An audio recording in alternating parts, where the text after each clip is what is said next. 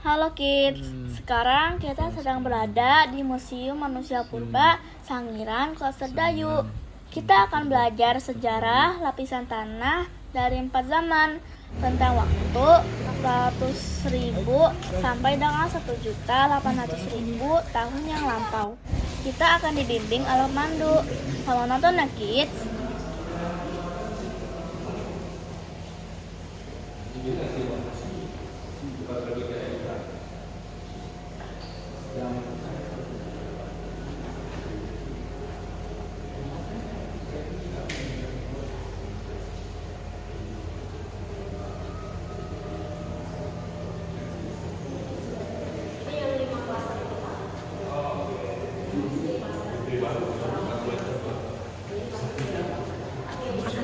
Nomor cantik 0777.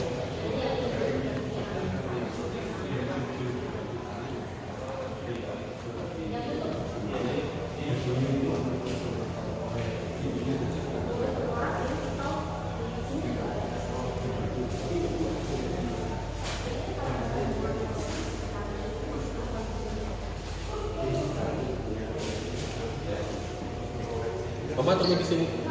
Makanan Mama ada ya?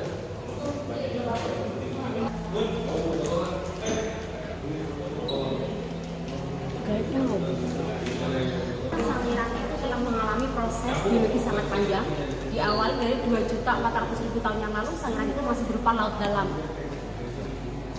Ditemukan juga fosil berbagai jenis moluska, gigi hiu, dan juga penyu. Berarti ini sama kayak yang di Karang Sambung ya, kurang lebihnya 2 juta tahun lalu. Kan Karang Sambung itu kan dasar lautan juga kan? Sama seperti erupsi Gunung Sidoarjo kan dari awalnya tertimbun sehingga pendaratan sehingga berbentuk di rawa. Nah, dia juga dari zona lemah sehingga belum terkompaksi, maka mata air itu juga bisa keluar. Nah, itu dilihat dengan Sangiran di atas terkilat ada mata air aslinya. Bukti bahwa Sangiran laut. Ini ada fosil ratusan. Oh, ini yang tadi. Ini asli, tetapi sayangnya tidak utuh. Yang ini ada replika untuk manusia purba Sangiran nomor 17. Jadi panggilnya Sangiran 17. Nomor itu sesuai nomor urut teman tengkoraknya. Temuannya ya? Betul. Oke. Dan ini nomor temuannya nomor 17. S17 ini morfologi tengkoraknya lengkap untuk pembagian tengkoraknya. Sehingga Ali bisa membuat rekonstruksi bentuk rupa wajah Homo erectus. Ini diperkirakan tahun berapa? Ini yang tipe tipik atau tipe klasik, jadi sekitar 1 juta tahun yang lalu. Dan morfologi tengkorak mereka ini menonjol ke belakang, Pak. Tulang alis masih terlalu menonjol, jadi mereka nggak punya kening, nggak punya dahi. Dan tulang alis langsung melonjong ke belakang, sedikit tongos dengan volume otak 1000 cc, tapi kehidupan mereka ini masih nomaden. Di situ Sangiran ini ditemukan tengkorak manusia purba yang tertua di Jawa. Di Jawa ya? Yang posenya pada saat itu dinamakan Meganthropus Paleo-Japanicus. Tapi sayang yang ditemukan masih berupa fragmen atau potongan. Megan artinya besar, Paleo artinya tua. Japanicus itu tertua di Jawa dengan umur 1,5 juta tahun yang lalu. Mereka berasal dari Afrika. Karena teman-teman Paleo ditemukan di Afrika yang dikenal dengan teori Afrika. Migrasinya gimana? Ketika zaman es terjadi penurunan muka air laut sehingga data ini masih bergabung di kabut daratan. Ini berarti masih termasuk yang zaman Sunda lain itu nggak Ya, ada paparan Sunda, penggabungan Pulau Jawa, Sumatera, Kalimantan, dan Asia sampai Afrika itu masih satu daratan. Oke. Proses migrasi dipengaruhi oleh gempa tektonik, pergeseran lempeng, dan kenaikan muka air laut atau zaman es terjadi. Berarti zaman es dulu. Karena kehidupan mereka ini masih nomaden, berpindah-pindah. Jadi di mana ada tempat lokasi yang subur mereka akan menetap. Bahkan mereka menetap cukup lama di situ Sangiran ini, 1 juta tahun. Menetapnya 1 juta. Bisa dibayangkan, spesies aja belum ada 100.000 di bumi ini. Mereka 1 juta tahun.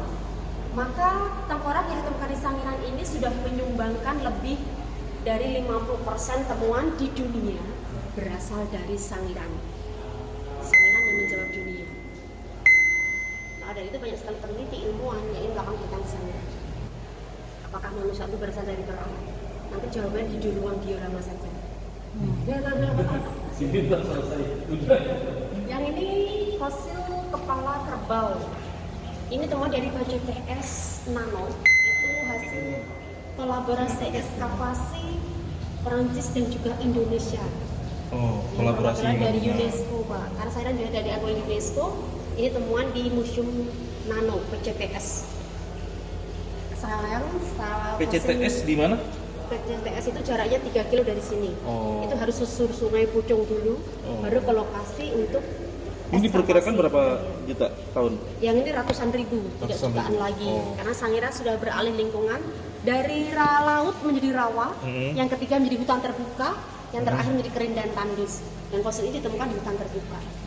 Saat ini formasi tanahnya namanya formasi kabuk. Disitulah golden eranya Sangiran. Maka populasi fauna dan manusia paling banyak di masa itu. Nanti kita akan menyusur lapisan tanah dari yang paling muda sampai 1,2 juta tahun nanti. Siap. Selain manusia juga ditemukan budaya alat batunya. Tanya-tanya Kak. Budaya alat batu dari manusia purba dibedakan jadi dua, non masif dan masif. Non masif untuk pengerjaan yang ringan, alat batu serpi fungsinya untuk memotong daging, mengulik. Zaman batu paling tua. Ini mandibula atau rahang bawah gajah stegodon. Stegodon. Di Sangiran hidup 3 spesies gajah, paling tua mastodon, yang kedua stegodon, yang ketiga elepas. Mastodon dan stegodon punah, jadi yang evolusi menjadi sekarang itu yang elepas. Dan ini stegodon. Yang satu periode dengan mamut, stegodon ini. Ini rahang bawahnya. Dan ini ada budaya alat batu juga, alat batu serpi, flex industri. Jadi mereka sudah mempunyai kepandaian dalam membeli dari segi tingkat kekerasan bahan dasarnya juga. Buatan itu keras karena mengandung silika. Sedikit pemakasan sudah tajam. Silika itu sekarang sebagai bahan pembuatan kaca, kemudian tajam. Bola batu. Selain dari batuan, mereka menggunakannya dari bahan tulang dan tanduk juga. Tulang itu ketika dipecahkan pakai bola batu ini, kemudian kampak itu choppernya untuk meruncingkan, nah jadi lancipan. Lancipan ini fungsinya saat ini seperti bor. Kemampuan otaknya udah berapa? Yang ini Batu. kisaran Ini- 1000 cc plus minusnya. Ini udah 1000 cc ya berarti? Manusia purba ini. Kalau kita 1600 cc, melebihi Homo sapiens.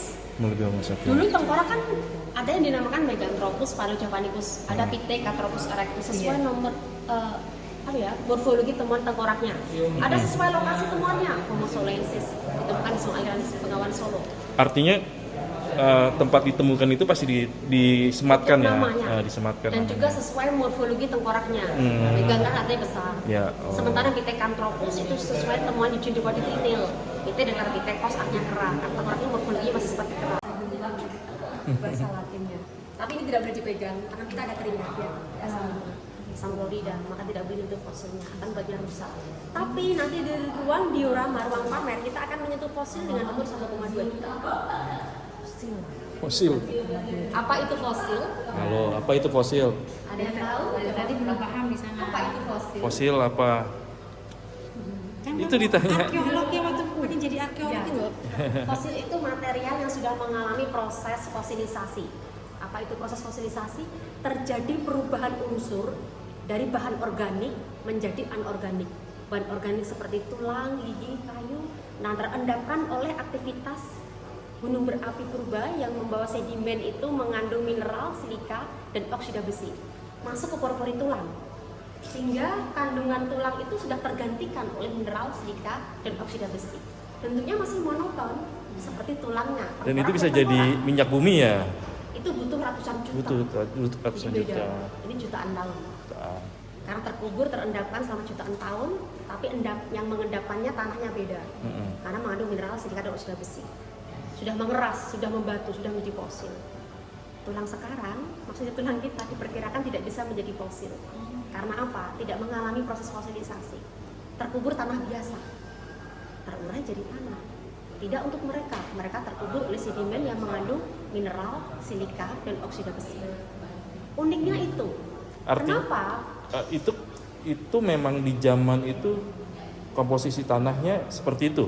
Ya, karena setidaknya Sangiran telah mengalami proses geologi sangat panjang. Awalnya cekungan depresi Solo, ketika proses pengangkatan Pulau Jawa. Nah, situs Sangiran dikelilingi oleh 3 gunung berapi purba. Artinya kalau 3 jam gunung yang usianya jutaan tahun yang lalu. Ada Lawu Purba, Merapi Purba, dan Merbabu Purba.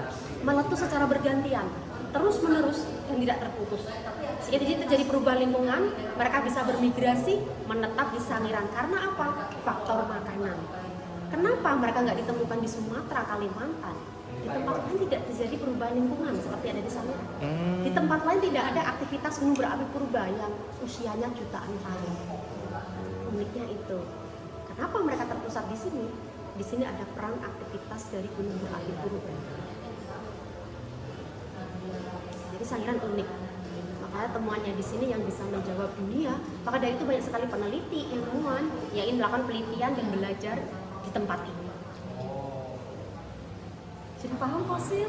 Jadi intinya kalau femur ya femur, paha ya paha, kayak tulang ayam telur.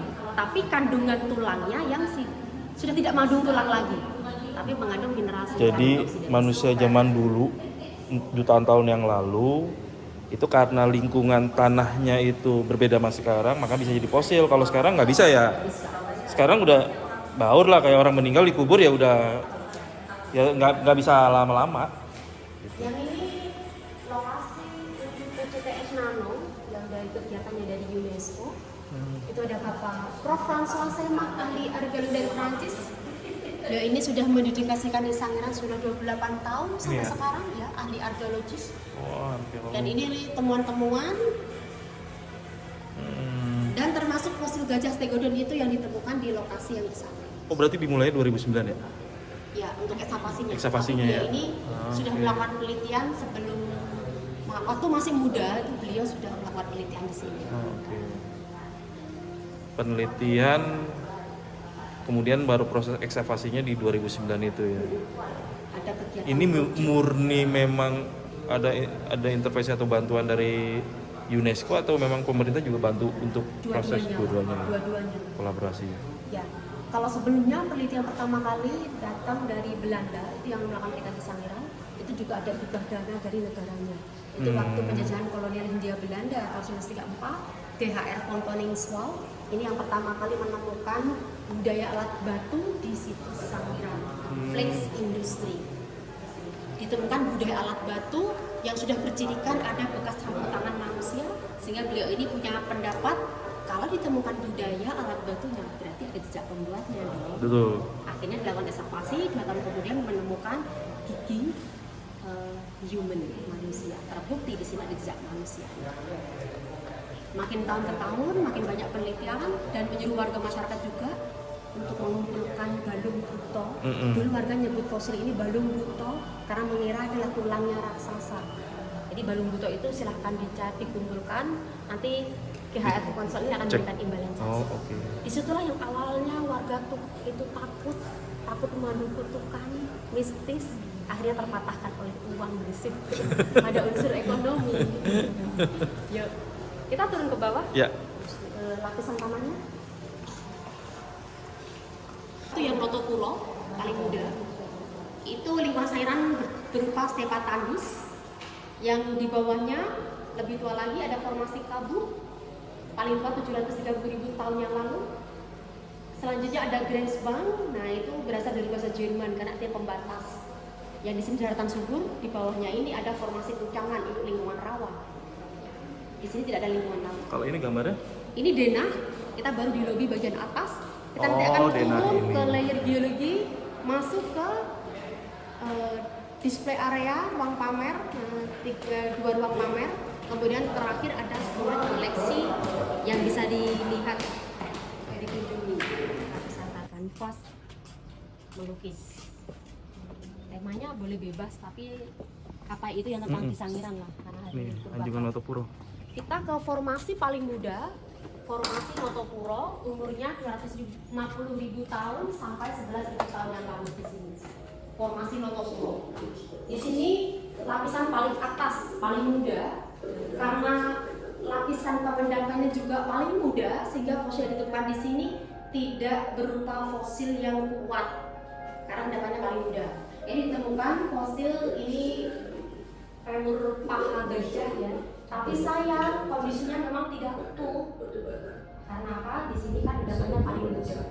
Menggambarkan Sangiran pada saat itu sudah beralih lingkungan menjadi stepa tandus. Sungai-sungai mulai mengering, Sangiran tidak mungkin ditinggali, akhirnya mereka meninggalkan Sangiran di wilayah timur, mengikuti aliran sungai Bengawan Solo. Jadi itu dari segi kajian untuk menjaga kelembapan fosil. Di sini tidak ditemukan tengkorak manusia, paling fauna dan budaya alat batu.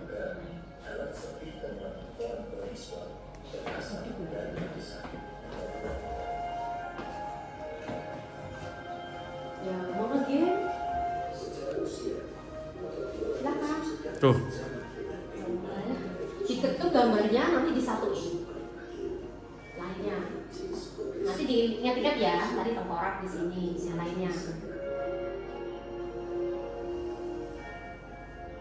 Nah ini kan ini. Nah,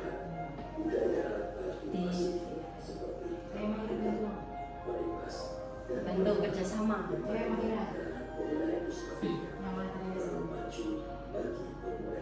50.000 tahun.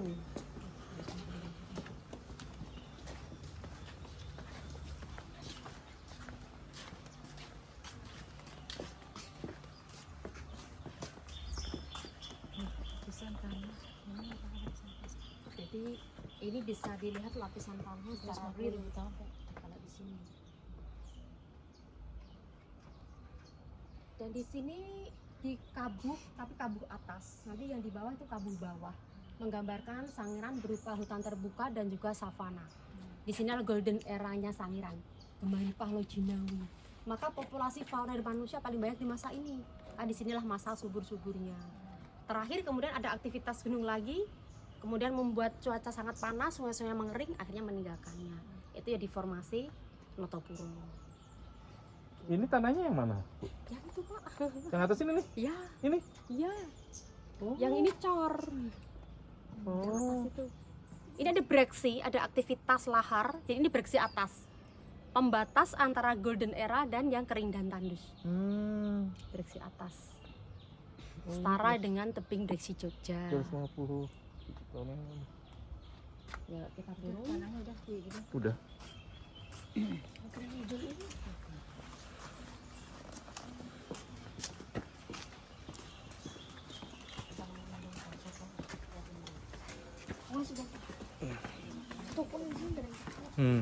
Oh iya nih. Yang di sini lapisan tanah dengan umur 400.000 tahun.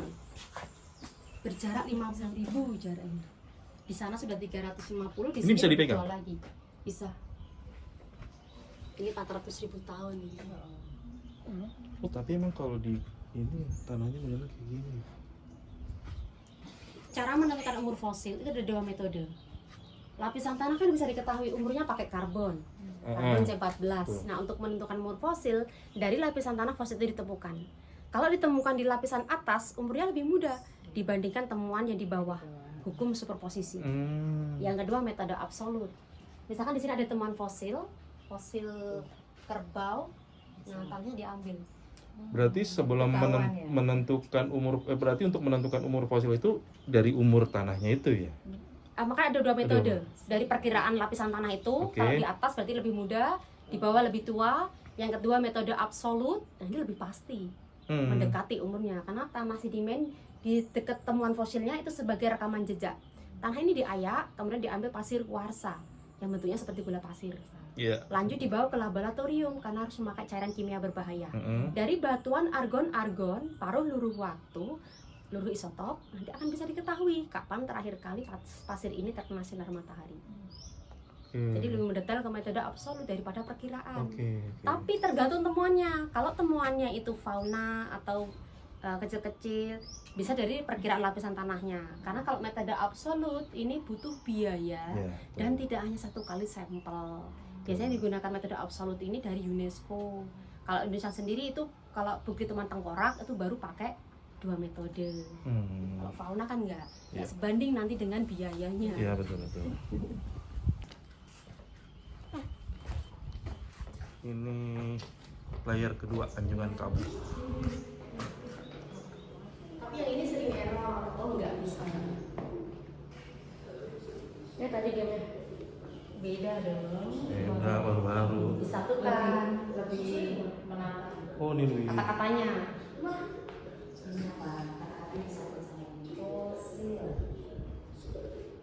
Oh. Nah, ini formasi Kabu diperkirakan mungkin 730.000 tahun yang lalu sampai 300.000 tahun yang lalu. Kabu ini ada beberapa susunan endapan, lapisan. Yang paling bawah ini batuan konglomeratan, jadi relatif besar, maka dinamakan konglomerat. Kemudian ada silang siur, yang kita lihat tadi silang siur yang di sini. Karena kemudian lebih muda.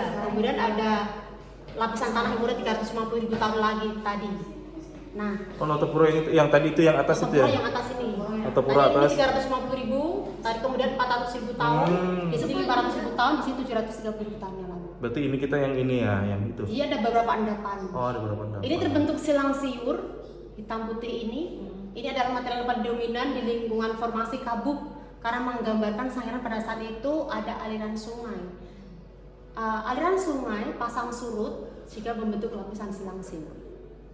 Di mana ada sungai kan pasti ada kehidupan. Iya. Maka populasi mereka paling banyak ditemukan di lapisan tanah yang ini. Temuan fosil manusia, fauna paling lengkap dan paling banyak di formasi Kabuk. Di sini juga sudah banyak fauna bertanduk seperti banteng, kerbau, rusa, antelop, maupun fauna yang tidak bertanduk, badak, harimau, babi, bahkan gajah pun juga 2 spesies di sini ditemukan seperti stegodon dan elepas. Harimaunya masih 1 spesies, harimau Jawa, Panthera trichis, tapi saat ini harimau Jawa sudah punah. Badaknya juga badak purba. Nah, dan di sini manusianya dengan volume otak sudah 1000 cc. Dan paling bawah ini di formasi lingkungan rawa, di formasi Pucangan, ini volume otak masih 800.000 cc. Jadi sini yang ini yang Meganthropus di sini. Meganthropus. Yang Pithecanthropus dan S17 itu di sini. Tipenya beda, tapi 1 spesies yang sama. Karena rentan kehidupan yang berbeda dan volume otaknya. Yang di sini karena masih dominan menggambarkan Sangiran lingkungan rawa, jadi mereka masih dominan itu makan tumbuhan dan biji. Yang di sini sudah banyak faunanya sehingga mereka sudah beralih dominan makan daging. Dilihat juga dari morfologi giginya berdasarkan temuan fosilnya. Dan ini menggambarkan Sangiran berupa hutan terbuka dan juga savana pada rumput yang luas, sama seperti di Afrika. Jadi karena faktor makanan inilah kakak bisa bermigrasi dan menetap di Sangiran. Karena faktor makanan. Kuncinya itu faktor makanan. Di sini adalah masa subur-suburnya, golden era-nya.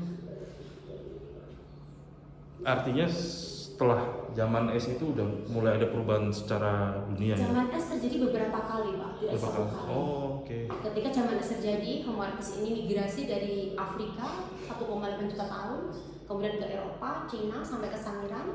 Kemudian zaman es terjadi lagi, spesies yang berbeda lagi, Homo sapiens, 200.000 tahun yang lalu. Jadi periodenya sangat jauh, 1,8 sampai 200.000 tahun.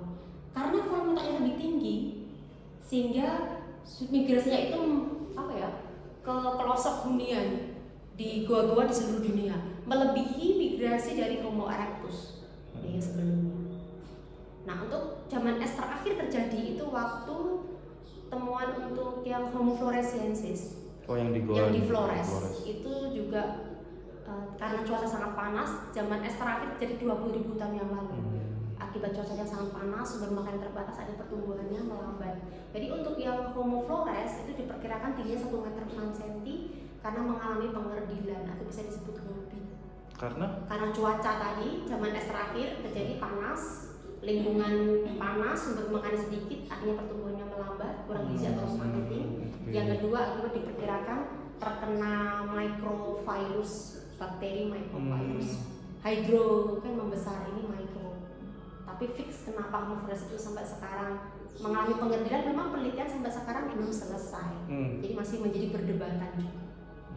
belum ada kesimpulan ya? Pastinya kenapa mengalami pengerdilan. Yuk. Anjungan ketiga. Gresbang.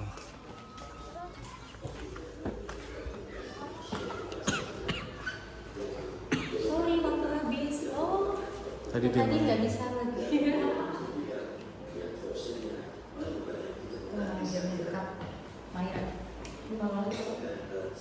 Gamenya beda lagi. Lapisan Grenzbank, disebut Grenzbank juga bisa, Grenzbank bisa. Ini berasal dari bahasa Jerman, artinya pembatas. Rawa di bawahnya dan daratan suku di atasnya. Formasi labu di atasnya dan formasi ucapan di bawahnya. Grenzbank ini terbentuk akibat erosi dari perguruan Kendeng yang membawa gamping dan perguruan Sewu di Pacitan yang membawa pasir, kerikil. Akibat erosi inilah menyatu di Sangiran, gamping, kerikil, dan pasir ini sehingga membentuk lapisan keras setebal 1-4 meter, baru merubah Sangiran menjadi daratan sepenuhnya. Dari rawa-rawa menjadi daratan sepenuhnya. Fosil yang ditemukan di lapisan Grenzbank ini sangat kuat, jadi tidak bisa dibersihkan. Dan Grenzbanknya seperti itu, sangat kuat sekali karena mengandung gamping. Nah, ini fosil gading gajah stegodon yang ditemukan di lapisan Grenzbank. Karena berikan nama adalah peneliti yang dari Belanda, tapi lahirnya di Jerman. DHR von Koningswald. Von itu adalah bahasa Jerman. Kalau Van itu baru Van Belanda. Diperkirakan 900.000 tahun lalu, nah ini terjadi peralihan lingkungan rawa menjadi daratan sepenuhnya. Grenzbank. Ada beberapa temuan fauna juga, seperti Panthera tigris, ini spesies harimau Jawa yang sampai saat ini kan sudah punah harimau Jawa. Selain itu ada kudanil purba juga ada. Kudanil sebenarnya bukan hewan khas Indonesia, khas Afrika. Tapi pada saat itu juga ada migrasi kudanil nggak sampai ke Sangiran. Bahkan kita nanti di ruang pamer bisa menyentuh fosil kudanil dengan umur 1,2 juta tahun. Ada ditemukan di formasi Pucaman. Selain di sini juga ada fosil seperti babi hutan atau jalan. Kura-kura, gajah, bahkan gajah minggu.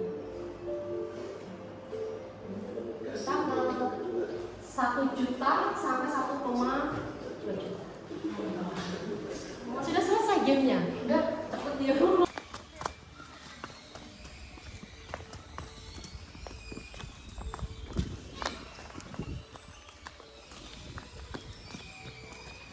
Gajah sudah mulai banyak di sana pada saat itu. Jadi dari zaman dulu Kak udah ada Kak rusa. Karena fosilnya ada. Ada. Nanti ada fosil tanduk Sefida ini lebih besar lagi nanti. Bisa kita lihat di ruang pamer. Ayo kita ngeliat fosil-fosil. Tapi ini yang dioramanya dulu. Oke. Setelah ruang diorama baru ruang pamer. Masuk cepet. Oh, nih ruang diorama. Gimana nih? Kita sedang di formasi Pucaman sekitar 1,8 juta tahun sampai 900.000 tahun yang lalu. Menggambarkan lingkungan Sangiran pada saat itu sudah beralih lingkungan dari laut menjadi lingkungan rawa. Karena ada endapan lahar dingin laut. Lahar dingin dari Gunung Lawu Purba. Sehingga berubah lingkungannya itu. Ada migrasi manusia yang tertua di Jawa, Meganthropus paleojavanicus. Nah, mereka hidup berkelompok ini. Sekarang sekitar 20 sampai 30 anggota dalam satu grup. Mereka masuk di prasejarah. Tidak sejarah, sebelum sejarah. Praaksara. Jadi ini bukan berarti pornografi karena mereka belum mengenal pakaian, bahkan mereka belum berbahasa. Tengkorak ini yang lonjong ke belakang. Jadi pita suara mereka berada di belakang. Pita suara kita kan di sini. Jadi ketika ada udara yang menekan, kita bisa mengeluarkan suara, kita bisa buat bahasa, sehingga kita bisa mudah komunikasi. Jadi udara yang masuk di pita suara mereka itu langsung loss saja. Jadi tidak bisa mengeluarkan suara, hanya udara saja yang keluar. Tapi nggak ada suaranya. Gitu. Maka rekonstruksi lahir mereka ini agak maju ke depan, gitu. Karena pita suara yang di belakang. Tingginya sama dengan kita, karena femur yang kita di trinil itu ukurnya sama dengan femur kita, kisaran 150 cm sampai 170 cm, sama dengan tinggi masyarakat sekarang atau di Indonesia. Mereka sudah hidup berdampingan bersama dua spesies fosil buaya, ada Crocodylus yang makanannya fauna bertanduk, ada juga Gavialis. Tapi di sini tidak ada. Gavialis yang moncongnya lebih runcing. Selain buaya, ada kudanil purba juga ditemukan di Sangiran. untuk kudanil yang sebenarnya bukan buat khas Indonesia, khas Afrika, tapi juga migrasi ke sampai ke Sangiran. Gajah, badak, rusa sudah mulai banyak. Yang di sini masih dominan memakan tumbuhan dan biji. Jadi ketika ada berawal memakan daging itu sudah ketika ada hewan yang mengambil mereka. Tapi tidak dimanfaatkan atau dimakan secara maksimal, dimakan dengan jeroannya saja. Faktor keracunan juga karena daging yang makan potongan masih banyak mengandung bakteri. Di sini dimulai mereka mengenal api 500.000 tahun yang lalu. Mereka mampu mengenal api ketika mereka membuat batuan itu dengan cara dipangkaskan keluar percikan sehingga insting mereka timbul untuk buat api. Hewan buruan mereka sudah mulai dimasak. Ini udah kapasitas 1000 cc ya? 500.000 tahun ini sudah diformasikan. Tapi bukti otentik mereka mengenal api sampai sekarang masih diragukan karena bahan dasar untuk membuat api di Sangiran tidak ditemukan bahan dasar. Kalau ke lapangan arkeologi di Formasi Kabo menemukan batuan untuk membuat api, berarti ditemukan adalah budayanya karena bahannya tidak ada. Setelah penelitian, Prof. François Semah, ahli arkeolog dari Prancis, itu melakukan penelitian di Pegunungan Sewu, ternyata spot bahan dasar di sana banyak sekali untuk membuat api. Maka batuan yang dari Pacitan kan terkenal. Berarti bahan bakunya dari sana, di sini budayanya. Berarti bisa disimpulkan. Bisa disimpulkan bahwa sebenarnya. batuan dari sana untuk dibuatnya di sini. Dan tulang dan tanduknya sudah dimanfaatkan secara maksimal ini. Tulangnya bisa untuk lancipan, untuk budaya tadi. Tanduk untuk melubangi kulit hewan buruan, jadi tidak hanya dari batuan.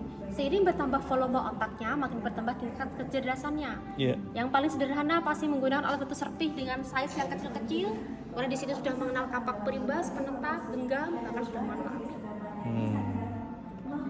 Ini 500.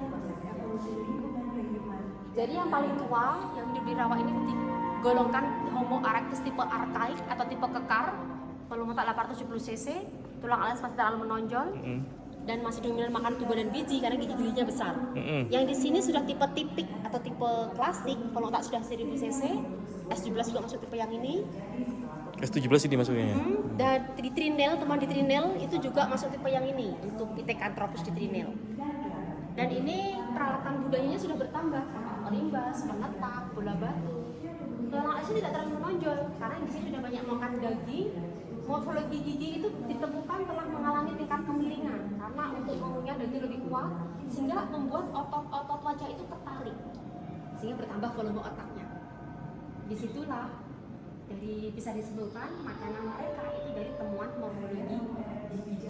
Ini rekonstruksi untuk kerbau. Kerbau dan banteng kan beda, meskipun satu famili Bovidae, tapi yang bedakan di tanduknya. Kalau kerbau itu mendatar ke belakang, Besar mendatar. Kalau banteng itu melengkung ke depan. Itu banteng. Ini kerbau, Bu. Yang ini fosil yang belum dipegang, Oh, itu. kerbau. Tapi itu replika, hanya itu dibuat rekonstruksi. Ini Yang bisa ini fosil asli, femur, lepas tapi yang ini. femur. Yang ini kudanil. Silakan disentuh fosilnya. Pegang. Fosilnya apa? Atos. Ya iya, karena sudah jadi fosil. Kalau tulang kan ringan, ini sudah membatu. Jadi bentuknya masih sama, gigi juga gigi. Ini gigi kudanil ini. Belum untuk pengobatan juga. Belum juga untuk pengobatan. Ini tulang belakang, tapi yang ini untuk kerbau. Ini panggul, baru yang di sini tulang ekor. Ini tulang belakang. Yang ini gajah, ini juga boleh dipegang. Yang ini femur, paha gajah, silakan disentuh ke sini ya. Yang ini mandibula atau rahang bawah gajah stegodon, ini kecil Bu.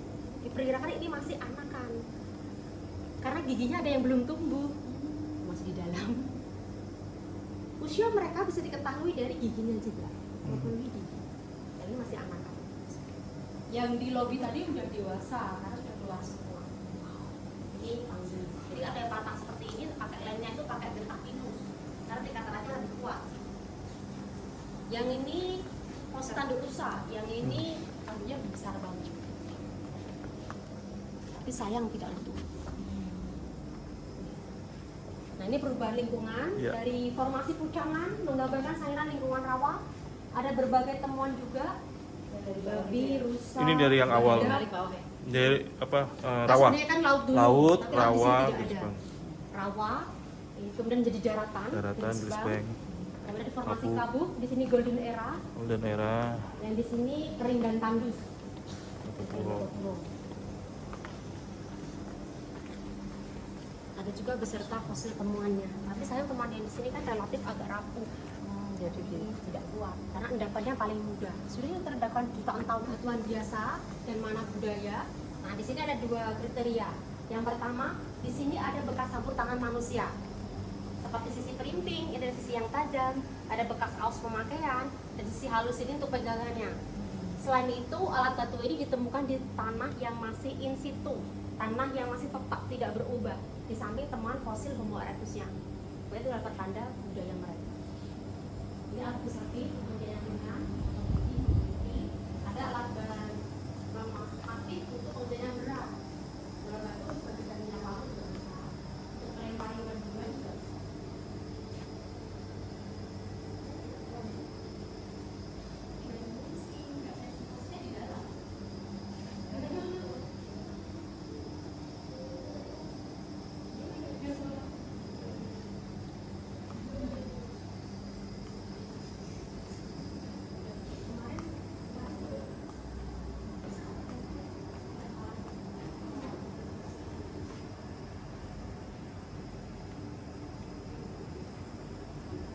Ini nomor berapa ini?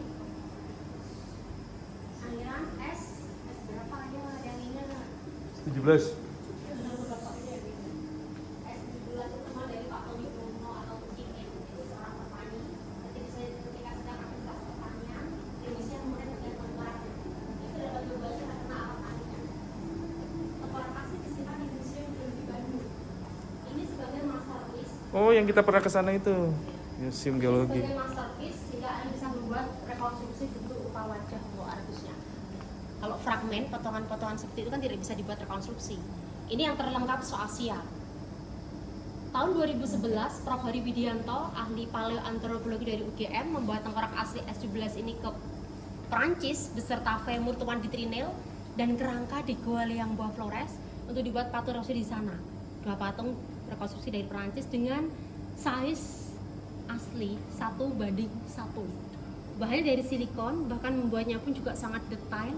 Bulunya pun akan satu persatu pakai jarum. Kornea matanya juga seperti hidup, tapi warna kulitnya berdasarkan iklim mereka tinggali. Jadi akhirnya tropis, jadi agak coklat, sawo matang juga. Yang S17 ini jenis kelaminnya laki-laki, itu bisa diketahui dari tulang alisnya, tapi hanya ahli paleoantropologi bisa mengetahui itu. Mereka mati kisaran umur 40 tahun, jadi usia mereka nggak panjang. 40 tahun baru mati, ada yang umur 35 tahun. Itu dilihat penelitiannya dari morfologi giginya. Giginya lengkap sampai gerahamnya, tapi tingkat keausan pemakaian giginya ini. Giginya belum terlalu aus pemakaian. Makin tua, makin banyak untuk mengunyah, maka giginya itu rata. Terlalu aus. Kalau ini belum aus pemakaian.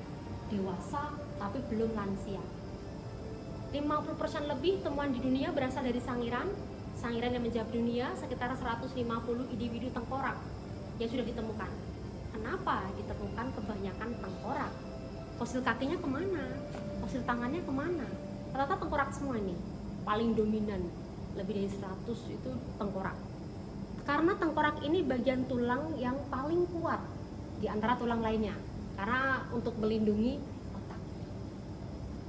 Karena kondisi geologi Sangiran yang akibat gempa tektonik, banjir, erosi, sehingga kepala ini juga mampu bertahan. Mau banjir bandang bisa menggelinding. Jadi karena kondisinya juga kuat. Maka ada istilah keras kepala. Atau kepala batu. Kepala batu. Atas. Nah, ini yang tadi pertanyaan tadi, fosil itu apa? Ini fosil dinosaurus ya. Dinosaurus tidak ditemukan di Indonesia karena zaman dinosaurus di era Jurassic Park itu 200 juta tahun yang lalu, itu puncaknya di zaman dinosaurus. Indonesia masih dasar samudra, belum mengalami pengangkatan. Jadi benuanya daratannya masih satu benua besar, Pangea. Nah, dinosaurus hidup di benua Pangea ini. Ya, kemudian benua Pangea ini terbelah jadi dua, Laurentia, Eropa dan Asia, dan juga Gondwana. Gondwana itu kutub selatan itu juga masih bergabung juga satu daratan dengan benua Australia. Jadi masih di bawah. Jadi dinosaurus itu banyak di Australia, kemudian di Cina, Belanda, Australia, Amerika. Indonesia masih di sesar samudra, belum mengalami pengangkatan. Jadi dinosaurus punah juga karena hujan meteor, sekaligus mengakhiri masa Mesozoikum. Kemudian evolusi fauna menjadi fauna sekarang itu di masa Kenozoikum, 66 juta tahun yang lalu. Dinosaurus 200 juta, sementara evolusi yang fauna sekarang 66 juta. Dari fauna dulu, setelah fauna baru primata purba, awal kuarter. Setelah primata baru manusia purba. Nah, mereka pernah mengalami sejarah evolusi, muncul, berkembang, dan punah. Itu sejarah evolusi. Dinosaurus pernah muncul, berkembang, punah. Primata purba juga pernah muncul, berkembang, punah. Pramanusia, Homo erectus, Homo sapiens, mereka pernah muncul, berkembang, juga punah. Sekarang kita spesies Homo sapiens, sapiens dua kali. Tapi kita bijak, kita lebih bijak lagi dari Homo sapiens. Karena di situ ada dua sisi, ilmu pengetahuan, sains, dan penciptaan agama. Penciptaan agama, umat Islam meyakini manusia kali ini keturunan dari Nabi Adam yang sudah memiliki akal, sudah selesai. Tapi dari segi sains, tengkorak mereka ini nyata. Ada kehidupan jutaan tahun yang lalu, dan mereka kan kalau di bumi sebelum Nabi Adam ya. Dan dari jutaan tahun yang lalu, dan itu juga ada bukti temuannya. Mereka tidak memiliki akal, hanya insting dan naluri. Jadi perbedaannya mereka hidup untuk makan. Berarti makan kalau untuk hidup. dari sisi Kalau agama, kita punya cita-cita, kita punya impian. kalau dari sisi agama mereka bukan manusia ya? Bukan, kan tengkorak ini memang cirinya bukan ciri manusia kan. Bagian atas ini kera, bagian femurnya yang berdiri tegak. Maka Pithecanthropus erectus, temuan Eugene de Trinil, pite dari kata pitekos artinya kera. Erectus itu yang berdiri tegak. Manusia setengah kera yang berdiri tegak atau berjalan tegak. Tapi ternyata jejak mereka juga hilang di Jawa ini 100.000 tahun yang lalu. Manusia bukan berasal dari kera bukan nenek moyang manusia. Charles Darwin tidak pernah mengatakan itu. Bahkan di buku Darwin, The Origin of Species, tidak ada tulisan bahwa kera adalah nenek moyang manusia. Memang kita ini satu family atau kerabat dengan kera. Ibarat satu pohon, itu yang memiliki percabangan yang berbeda. Kera mencabang berbeda, manusia juga memiliki percabangan berbeda. Dari segi fauna yang mirip manusia adalah kera. Tapi dari jenis kera yang DNA-nya paling mendekati adalah Schimpanse. Schimpanse. Kera cerdas. Buktinya sekarang di Bumi Ayu dekat Purwokerto, itu situs baru Pak. Itu juga ditemukan tengkorak kera Gigantopithecus blacki. Jadi dulu pun mereka sudah berdampingan dengan Giganto. Kera besar yang rekonstruksinya 2 kali lipat dari Homo sapiens. Gorila dong. Jadi sudah dari dulu pun sudah ada kera, sudah ada kehidupan pramanusia mereka ini. Jadi bukan berarti manusia berasal dari kera. Kita adalah spesies yang berbeda. Kalau manusia itu evolusinya kera, harusnya sekarang sudah tidak ada kera, sudah menjadi manusia semua. Buktinya sekarang masih ada kera. Makanya kera ya kera, manusia ya manusia. Ibarat kucing dan juga harimau. Tapi bukan berarti harimau adalah induan kucing, karena spesies yang berbeda. Jadi dari subjek bisa menghasilkan sel. Sel nggak bisa buat sel sendiri. Kan nggak mungkin Tuhan itu akan menciptakan sel ovum, sel telur, ketemu sel sperma, udah dibuat, itu nggak mungkin. Dari subjek bisa menghasilkan sel. Jadi kalau ada pertanyaan, duluan telur apa ayam? Duluan mana kak? Telur apa ya? Mahirah. Duluan telur apa ayam? Jawab Jawab aja. Jawab aja. Telur. Duluan telur. No? Ayam. Ayam. Dari segi agama, Tuhan nggak menciptakan telur, Tuhan menciptakan ayam. Tuh. Subjeknya dulu. Dari segi sains, hanya induan ayam betina yang bisa menghasilkan sel pembuatan cangkang. Telur nggak bisa buat cangkang sendiri. Itu yang bisa dihasilkan oleh induan Artinya betina. baik dari agama atau sains, Sains sama, telur ayam dulu. ayam dulu. Jadi mereka juga langsung diciptakan subjeknya. Primata purba langsung juga primata purba. Australopithecus juga. Jadi Australopithecus itu spesies yang paling tua yang di Afrika. Austra bukan berarti Australia, tapi Austra itu awal. Kehidupan manusia purba awal ketika 3,3 juta tahun yang lalu. Itu adalah spesies paling tua di Afrika.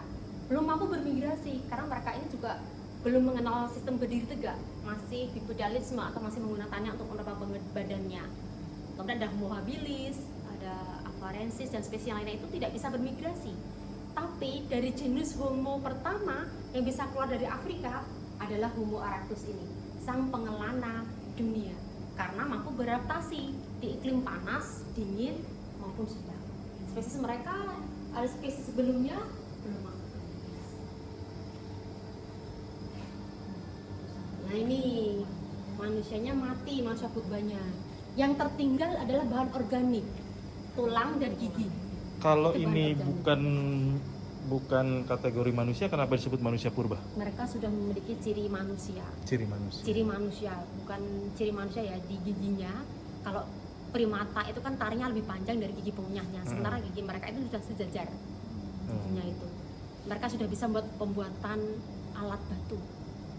Bahkan kera pun, primata pun tidak bisa menggerakkan jari-jari mereka. Proses berdiri tegak, nah itu yang mirip manusia kan. Primata pun juga belum mengenal sistem bipedalisme. Artinya ini spesies tersendiri ya sebenarnya. Tersendiri. Antara manusia dan kera ya. Di tengah-tengahnya. Memang mungkin. semuanya ini spesies yang berbeda. Spesies yang berbeda. Cuman ada beberapa teori, sebuah teori itu bisa terpatahkan kalau ada bukti temuan terbaru. Out of Africa sampai sekarang belum terpatahkan karena belum ada temuan tengkorak lebih tua lagi selain di Afrika. Yang sudah terpatahkan adalah teori Yunan Cina. Untuk asal usul nenek moyang bahasa Indonesia, nenek moyang kita dulu ahli berpendapat dari Yunan Cina. Ternyata teorinya terpatahkan. Berkat temuan gerabah dan kapak beliung ternyata lebih tua di Formosa, Taiwan. Akhirnya teori Yunan terpatahkan oleh teori out of Taiwan. Dari Taiwan sekitar 5.000 tahun lalu, Austronesia ini migrasi ke Filipina, kemudian menginjakkan kaki yang pertama di Indonesia, di Borneo, Kalimantan. Maka suku Dayak itu juga masih putih. Lanjut ke Jawa, tercampur dengan Melanesia. Indonesia wilayah timur itu relatif hitam. Karena Papua Nugini di situ ada paparan sakul. Papua Nugini masih bergabung dengan budaya Australia, jadi situ keturunan dari suku Aborigin, kulit hitam, tercampur di Jawa. Astromelanesia. Astromelanesid, artinya kulitnya sama matang. Tapi Jawa Barat tidak. Jawa Barat tidak ada sambungan dengan Melanesia. Suku Sunda masih putih.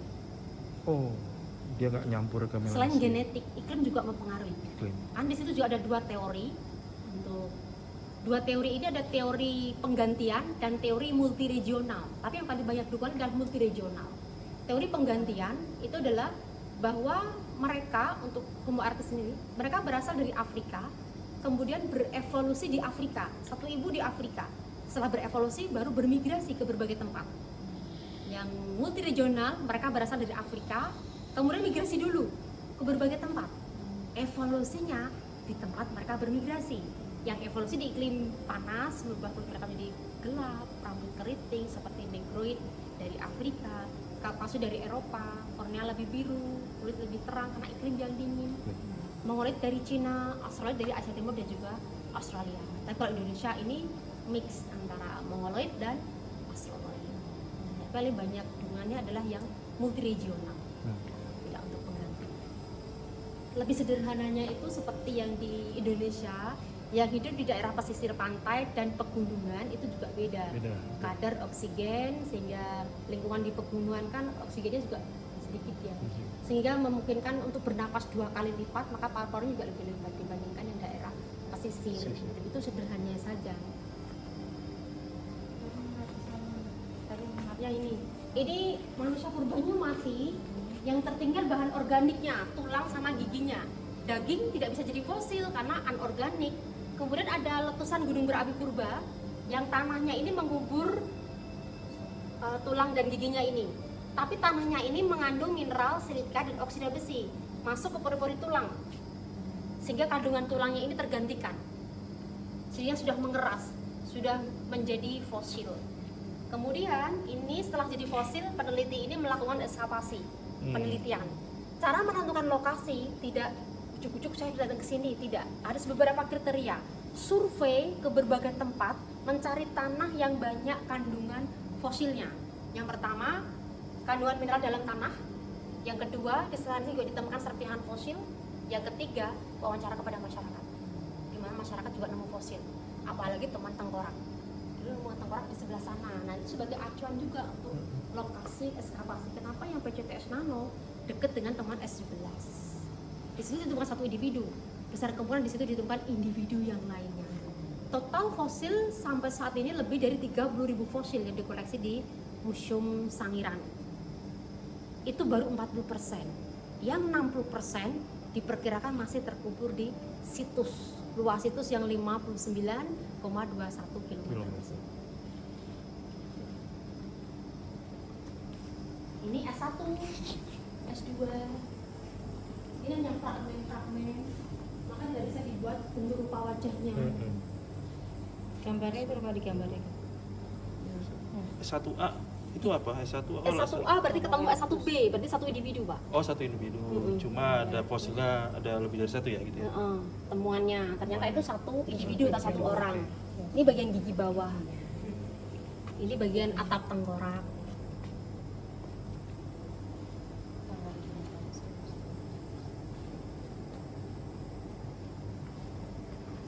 Layarnya ketukin tuh ada informasi. Ketuk aja. Ketuk. Tap, tap. Tap, tap. Baca. Sini juga ada nih. Ada kan bahwa Rebus ini Sunda.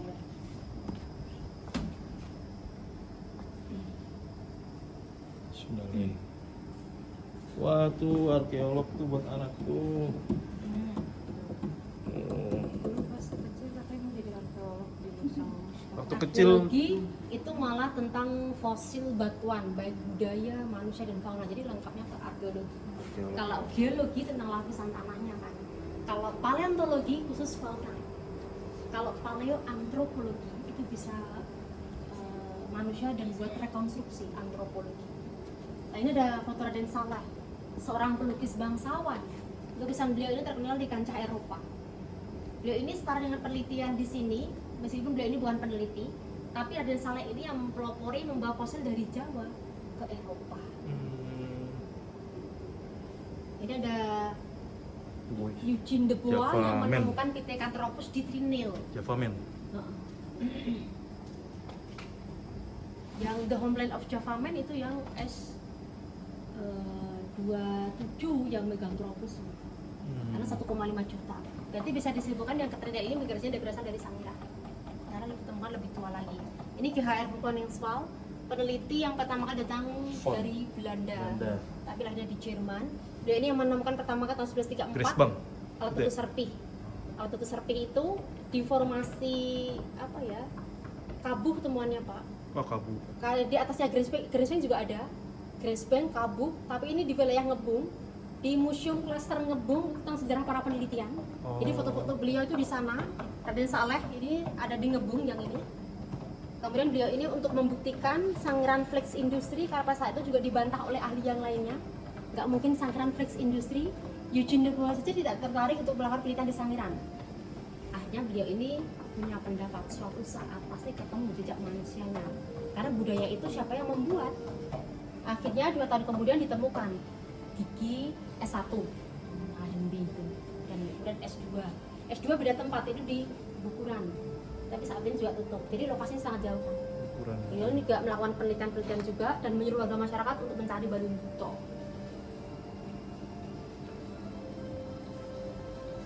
Tahun 1996 Sangiran diakui oleh UNESCO dengan nomor C593 sebagai situs warisan budaya dunia.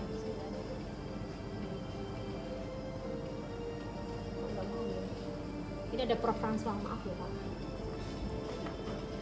Tuh, proses ekskavasi tuh. Digali terus nanti Ini perwakilan dari UNESCO, Prof. François Sen. bisa bahasa Indonesia?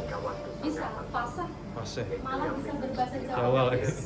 Matur suwun Bagian sangat sebut pertama endi. dari yang kita sudah sebutkan 8 kuarter.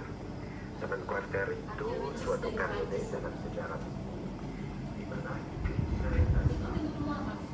sehingga geografi Kita lewat depan ini. dari serta dan manusia muncul.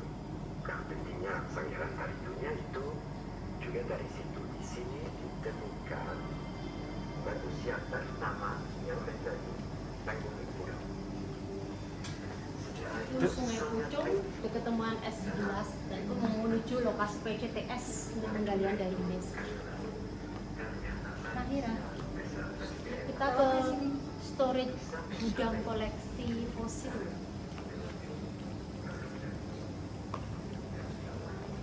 Arkeolog nih. Ya, arkeolog. Ini ada fosil-fosil temuan dekat kawasan Gayo ini. Jadi saat ini kalau ada temuan di situs terdekat dimasukkan ke museum yang terdekat. Ada fosil gading, tapi kondisinya sangat rapuh. Ini di kuning-kuning itu gipsum gip atau yang sudah dicairkan. Itu proses pengangkatan yang benar. Dicairkan, ditaruh di tepiannya itu setelah keras baru diangkat fosilnya supaya tidak patah. Tempat di warga itu kan banyak yang patah, warga Garnya asal, warga asal. Yang ini banteng, yang itu gajah. Yang terbaru? Ini juga terbaru Pak, ada pendataannya, sampelnya. Kemarin kan Tapi sampai sekarang masih ada proses ekskavasi? Enggak? masih, kalau Indonesia punya BRIN, Badan Riset Inovasi Nasional, BRIN. kalau yang kedua dari UNESCO. Tapi yang UNESCO itu kan hanya 1 tahun 1 kali. Yang di- Kegiatannya bulan Mei. Oh, yang di Sangiran yang terbaru? Belum. Karena ini harus menghabiskan anggaran dulu, makanya revitalisasi kedua museum itu. Oh, Kalau lebih- nggak dilaksanain nanti uangnya kembali ke negara lagi kan, kembali ke pusat. Oh, berarti itu anggaran dari Kementerian Budaya?